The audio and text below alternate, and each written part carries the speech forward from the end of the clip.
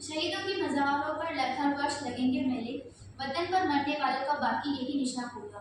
मैं प्रेरणा नागर जवाहर नवोदय विद्यालय पचपाड़ से आपको परमवीर चक्र विजेता के बारे में और इस पुरस्कार के बारे में कुछ जानकारी देना चाहती हूँ, जो कि इस प्रकार है। स्वतंत्रता प्राप्ति के पश्चात पहले 3 वीरता पुरस्कार परमवीर चक्र, महावीर चक्र और वीरता चक्र भारत सरकार द्वारा 26 जनवरी 1950 को प्रारंभ किए गए थे, जिन्हें 15 अगस्त 1947 से प्रभावी माना जाता है।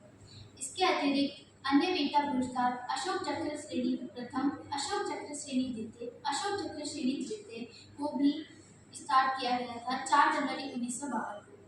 1967 में जनवरी 1967 में इनका पुनः नामकरण करके क्रमशः अशोक चक्र, कीर्ति चक्र और शौर्य चक्र रखा गया। भारत के राष्ट्रपति के द्वारा राजपथ पर गणतंत्र दिवस की परेड के अवसर पर ये विजेताओं को प्रदान किया जाता है। परमवीर चक्र पुरस्कार के बारे में बताना चाहती हूँ। भारत सरकार में इनके जैसे 21 परमवीर चक्र विजेता रह चुके हैं। ये वे महान इस्पात पुरुष हैं जिन्होंने अपने जीवन में अपनी जान की परवाह ना करते हुए देश की सुरक्षा के लिए निस्वार्थ और हमेशा अपनी बहादुरी का परिचय देते हुए देश की रक्षा करी। इसके बाद मैं इन्हीं महान पुरुषों में से एक मेजर भीरू सिंह के बारे में आपको विदित कराना चाहती हूँ, जिनके जीवन पर मैं प्रभाव डालना चाहती हूँ और मैं चाहती हूँ कि सभी लोग उनसे प्रेरित हो, उनसे प्रेरणा लें और अपने जीवन के लक्ष्य को प्राप्त करें, सही दिशा में सही मार्ग पर सकें। इनका जन्म 20 मई 1918 को राजस्थान के झुंझुनू जिले के बड़ी गांव में हुआ था। इनके पिता का नाम लाल सिंह था और इनके परिवार में 7 बच्चे थे, जिनमें से 3 महिलाएं, 3 बहनें और 4 भाई थे, जिनमें से ये सबसे छोटे थे। बचपन से इन्हें स्कूल जाना पसंद नहीं था, क्योंकि ये स्कूल को प्रतिबंधित पर्यावरण मानते थे और ये इनको पसंद नहीं था। एक बार इनके किसी सहपाठी के साथ झगड़ा हो जाने के कारण इन्होंने स्कूल से शिक्षक के डांटने पर स्कूल से ये भाग गए। उनके बाद इन्होंने अपने माता पिता की कृषि में ही हेल्प करते थे उनकी।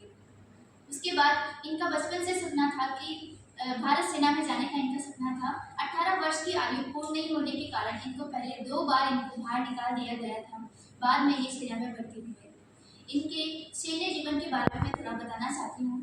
इन्होंने भारत सरकार में सेना में 1936 से 1948 तक अपनी सेवाएं दी।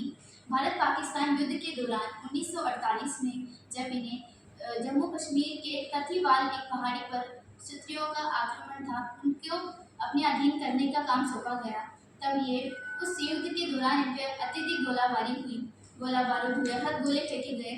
लहूलुहान होने के बाद भी इन्होंने हार नहीं मानी। इनकी टुकड़ी के आधे से ज़्यादा सैनिक मारे गए।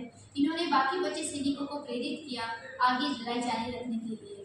बाद में इन्होंने लहूलुहान होने के बाद भी इतना ज़्यादा इनको घायल होने के बाद भी इन्होंने शत्रुओं के 2 बकेले उखाड़ फेंके।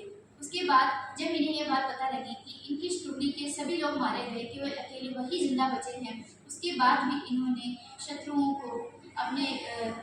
के बकेलों को उखाड़ फेंकने में सफल रहे और 18 जुलाई 1948 को जब ये 30 वर्ष के थे, इन्होंने शत्रुओं को पराजय किया और इनके महान काम की वजह से इन्हें मरने के बाद परमवीर चक्र पुरस्कार से नवाजा गया। परमवीर चक्र पुरस्कार से इन्हें नवाजा गया और भारत सरकार द्वारा जब इन्हें परमवीर चक्र से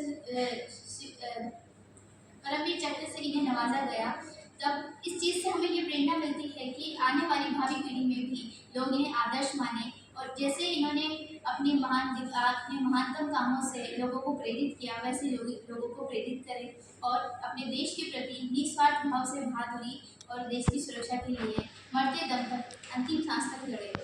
साहस के साथ शत्रुओं का सामना करते हुए संघर्ष के लिए हमेशा तत्पर रहे, ये प्रेरणा हमें इनसे मिलती है। बिना जान की परवाह किए देश के लिए अंतिम सांस तक लड़ना, ये हमें सबसे ज़्यादा इनसे यही प्रेरणा मिलती है।